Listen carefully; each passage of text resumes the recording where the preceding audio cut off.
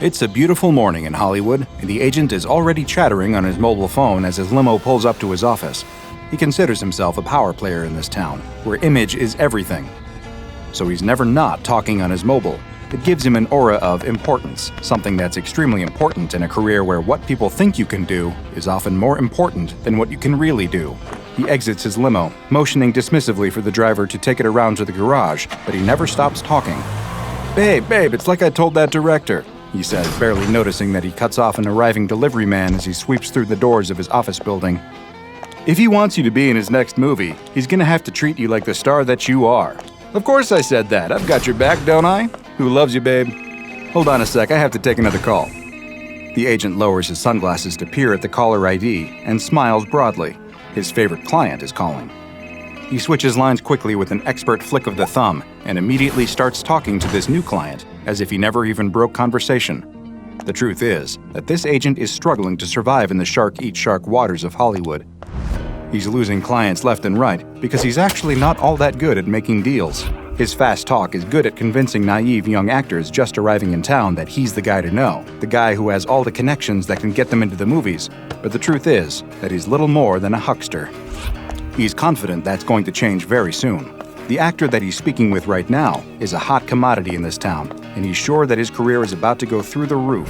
And that means big bucks for the savvy agent who snatched him up right when he stepped off the bus into town. As he opens the door to his outer office, he barely even pays any mind to his secretary, who is studiously transcribing yesterday's meeting so that the agent can review them later. But she cringes as she catches sight of the agent. They say that you can judge a man's character better by the way that he treats his employees than by the way he treats his friends. And if the agent's relationship with his secretary is any indication, this agent is not a very nice person at all. She's used to being berated for every little mistake, even when it's not her fault, to the point that she starts to sweat and shake as soon as she sees her tyrannical boss arrive. She heaves an audible sigh of relief as the agent passes by her without a word, but her feelings are premature. Before the agent enters his inner office, the client whom he's speaking with drops a bombshell. "What's that?" says the agent, stopping dead in his tracks and the color draining from his face. "You're leaving me? You're signing with a different agent? Babe, come on, you can't do this to me. I need you. I was gonna make you a star. You can't do this to me." Furious, the agent screams as he throws his phone at the wall in impotent rage. The cell phone shatters into a million pieces, broken bits of casing and bent microchips littering the carpet. He turns toward his secretary with a snarl on his face and points an accusatory finger at her. "What did you tell him? Did you tell him he could get a bigger percentage with another agent? You did, didn't you? I always tell you not to talk to the clients, but you can't keep your big mouth shut." The secretary tries to stammer out a defense, but she's too nervous. Before she can say anything, the agent turns away from her, still fuming. "I'm gonna take a coffee to get over this," he grouses, removing his extremely fashionable sunglasses and rubbing his forehead in frustration. "When I get back, that mess better be cleaned up. Oh, and make yourself useful for once and get me a replacement phone." The secretary doesn't waste any time in grabbing a dustpan and broom from the supply closet and cleaning up the destroyed cell phone. She knows her boss is in a terrible mood, and she's worried that he's not going to be much better when he returns. And then he's probably going to just yell at her some more. She needs to move fast because she knows the agent won't be gone long, and even though it's obviously completely ridiculous to expect that she'll be able to find and buy a new cell phone for him in the few minutes that he's gone, she's sure that he'll still take out his frustrations on her. Moments later, the agent returns, still grumbling to himself and clutching a hot coffee in his hands. He glowers at her over his sunglasses. "I see you're still sweeping up, huh? God, you're so slow. And did you even get me a new phone yet? I can't be expected to do my job if my clients can't reach me." The secretary opens her mouth to respond, but before she can say a word, they're interrupted by the ringing of a telephone. Both agent and secretary turn to look at the source of the noise. There, on the edge of the secretary's desk, is an ancient cordless telephone. It doesn't look anything like the slick modern phones currently being sold in stores. It looks like it's a leftover from the early 2000s, so low-tech that it might as well be a rotary phone. The agent sneers. "That's the best you could do? That thing is ancient. I'm not going to use a cordless phone. I said I wanted a cell phone. What kind of joke is this?" The secretary doesn't know what to say. She didn't buy that phone. She's pretty sure, in fact, that she's never even seen it before. The maintenance staff must have replaced her phone overnight, and she just didn't notice it because they haven't received any phone calls today. But wait a minute. She sees that her regular black telephone is also still on her desk. In this case, maybe the new phone is intended for her boss. "Well, aren't you going to answer it?" asked the agent pointedly as the telephone continues to ring. Yes, sir, says the secretary nervously. She grabs the phone and picks it up. She vaguely notes that something feels wrong as she hefts the phone in her hand. Her eyes randomly trail along the contours of the phone, noting that the seams of the phone seem to have been welded together. Huh, that's strange. But she doesn't have the time to ponder this for long, because she's got to answer the phone quickly while her boss glowers at her. She holds it to her ear as the agent watches, a grin on his face. He can't wait to hear how upset the client will be to find out that he's no longer getting the agent's personal attention. The secretary introduces herself and states the name of the talent agency. "How can I help you?" she asks. Her face quickly goes pale, and she starts to tremble, tears welling up in her eyes. "What? Who is this?" she cries. "What's going on? Oh my God, is that?" The agent quirks an eyebrow skeptically. What's going on here? Is this some kind of prank? The voice on the other end of the phone is loud. He can't make out the words, but it almost sounds like someone is shouting hysterically. He can hear other loud noises coming over the wire, crashes and shouts, and a loud buzzing that almost sounds like the revving of a chainsaw. Meanwhile, what the secretary hears chills her to her core. The voice on the other end of the phone is shouting and panicked. It's a woman, but the secretary can barely hear her over the noises in the background. She heard the ominous clank of machinery and the crackle of fire. What is going on? "They're torturing us," cries the woman on the phone, her voice cracking as she descends into frantic sobs. "Please, you have to do something. You have to save us. Oh God, here they come. Help, please." The secretary doesn't know what to think, but she can tell that the fear in the woman's voice is very real. The secretary can hear screams and shouts in the background, and her mind is instantly filled with visions of the most horrendous sorts of torment.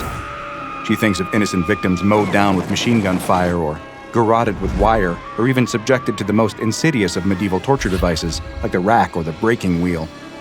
She imagines a whole facility dedicated to nothing but the senseless torture of innocent victims for no conceivable purpose, except, perhaps, the sick curiosity of the psychopathic torturers themselves. She shakes her head, desperately trying to clear the awful images from her mind. "I'm sorry, where are you?" says the secretary, hurriedly. She blunders at the drawer on her desk, pulling it open and desperately searching for a pen and paper, hoping that the frightened woman on the other end of the phone might still have the presence of mind to tell her an address. Maybe, if she can figure out where this is happening, she can call 911 and have them send the police to investigate. From the sounds of things, they'll need to send some paramedics as well. And as much as she hates to think about it, they'll probably need to send some hearses too. Her fingers fall upon a pen and pull it from the drawer. She clamps the phone between her chin and shoulder and grabs a steno pad, ready to scribble down any info that she can get. Her boss is staring at her, an amused smirk across his face. He clearly thinks that this silly secretary is just overreacting to nothing. But he can't hear the woman's voice. He can't know the depth of her terror. "Please tell me where you are," begs the secretary. Her fingers are trembling so hard that the pen leaves a squiggly line on the paper. But the voice on the other end of the phone is barely coherent now, all her words degenerating into a long, drawn-out scream of absolute gargling terror. "Okay, that's enough of that," says the agent, crossing his arms across his chin and regarding his shaking secretary with deep and obvious skepticism. "You think this impresses me? I've seen better acting in an elementary school play." Of course, he would immediately think this. This is Hollywood, after all, and everyone has Hollywood dreams of someday being in a movie. Every waiter and bus driver by day is a frustrated actor by night. So, even though his secretary has never before expressed any interest in becoming a movie star, he of course suspects that this is an elaborate setup to convince him of her acting talents. She turns to look at him, and one look at her pale face is enough to convince him that she's not acting at all. Her face is ghostly white, and she's shaking like a leaf. She looks like she might simply faint right here from fright. Now the agent's smug annoyance turns to anger. Maybe his secretary isn't trying to fool him, but someone on the phone sure is. It must be some kind of prank call, and his secretary is simply the one person in Hollywood dumb enough to fall for it. "There's someone in trouble," cries the secretary, dropping the phone from her ear. "She says that they're being tortured. We need to get them help." The agent rolls his eyes. Of course it would be a prank call. He can't believe that his stupid secretary is actually taking this seriously. "Kid, you have a lot to learn about Hollywood."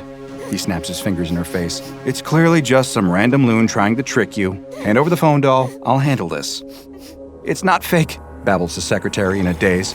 "I'm sure of it. It's real." She hesitates, afraid to hand off the phone for reasons that not even she can articulate. The agent grunts in annoyance, snatching the phone from her hands. "Nothing's real here, kid. It's all just smoke and mirrors. Maybe if you weren't so stupid, you'd already have figured that out." The secretary turns away, devastated by the insult, and buries her face in her hands. The agent, meanwhile, holds the phone to his ear.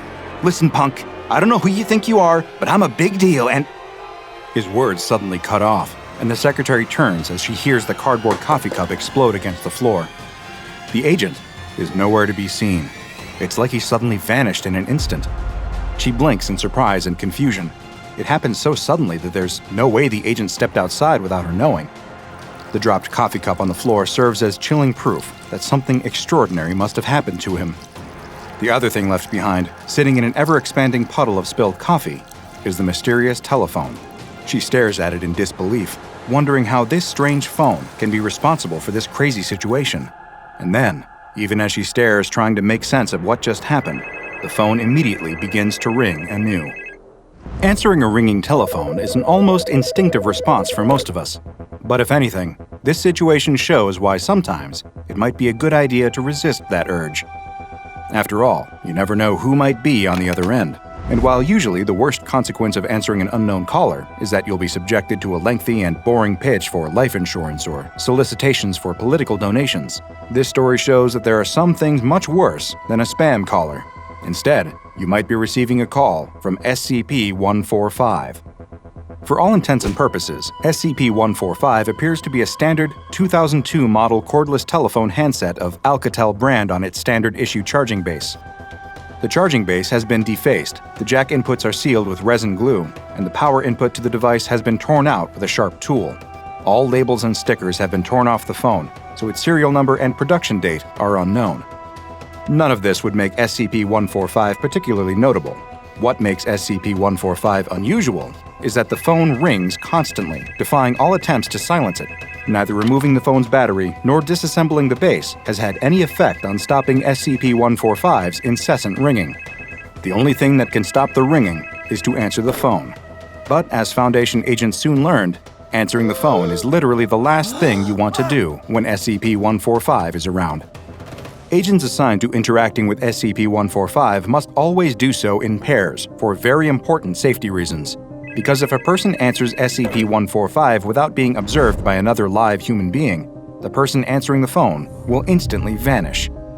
It is currently unknown how SCP-145 causes its victims to vanish. Video recordings of vanishings do not provide any clarity, only showing that the victim is there in one frame and gone in the next. If a person answers the phone while being observed by another person, however, they will not vanish and can actually have a conversation of sorts with whoever is calling. The person on the other end of the phone varies from call to call, but is always one of several different female voices. This voice will beg for help in a panicked tone as the sounds of violence and torture play out in the background. The methods of torture, judging from words of the caller and the sounds in the background, have included branding, electrocution, laceration, and many other gruesome acts of violence.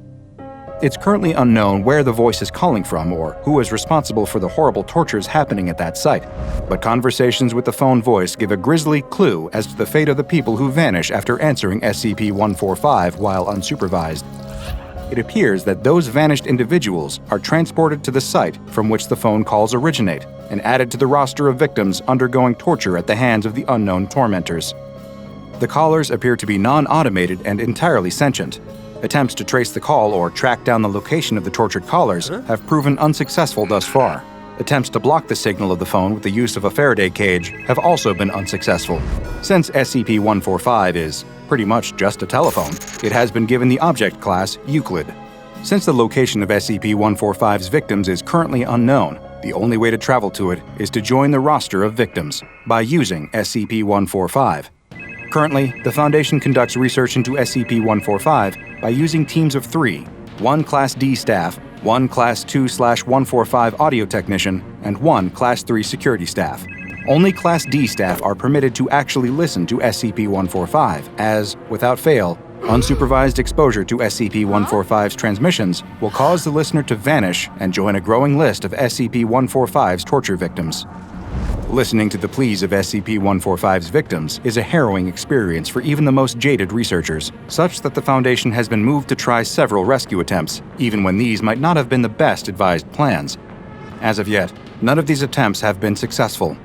In one instance, the Class D personnel tasked with answering SCP-145 was issued a GPS locator device in hopes that it might give Foundation agents a clue about where the victims were being held. The GPS device was rendered inactive upon the victim's disappearance. On another occasion, a researcher equipped the Class D listener with both a GPS device and a military combat knife. Once again, the GPS device was rendered inactive, and subsequent calls by SCP-145 seemed to indicate that the missing Class D staff attempted and failed to use the knife in defense. A third rescue attempt involved equipping the Class D staff with both a Kevlar vest and a 9mm semi-automatic pistol. Subsequent listens to SCP-145 revealed the sound of gunshots, followed by exclamations of pain from the vanished Class D staff person, indicating that perhaps the unknown tormentors had managed to disarm the Class D staff person and use his own weapon against him. In one final rescue attempt, researchers thought that possibly explosives could be used both to attack the mysterious tormentors and to reveal the location of the torture site. If nothing else, a massive mysterious explosion might appear on seismographic instruments or even local news reports.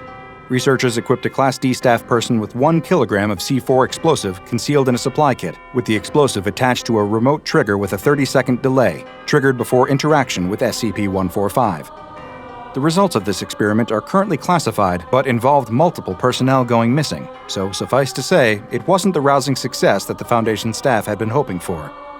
Following this incident, all further tests on SCP-145 have been suspended. What is SCP-145, and why was it created? What cruel yet ingenious mind could devise something so cunning, only to be used for the senseless torment of random people? Foundation researchers still don't know the answer, only that SCP-145 might serve as yet more evidence for the boundless depths of human cruelty, if in fact, it was even created by humans. Now go and watch another entry from the files of DrBob, like SCP-923, for another tale of a piece of evil technology. And make sure you subscribe and turn on notifications so you don't miss a single anomaly as we delve further and further into the SCP Foundation's classified archives.